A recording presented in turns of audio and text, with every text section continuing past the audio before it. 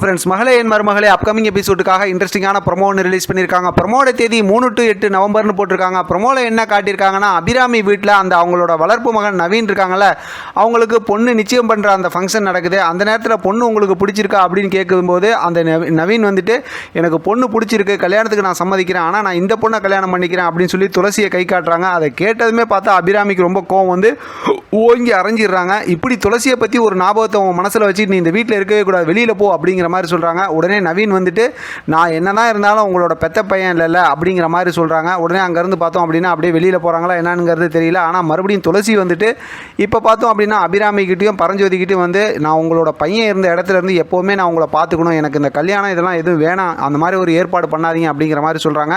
இதெல்லாம் சின்ன தம்பியும் பார்த்துக்கிட்டு இருக்காங்க. இப்போ அபிராமியும் சரி பரஞ்சோதியும் சரி அப்படியே ரொம்ப சோகமாக முகத்தை வச்சுருக்காங்க.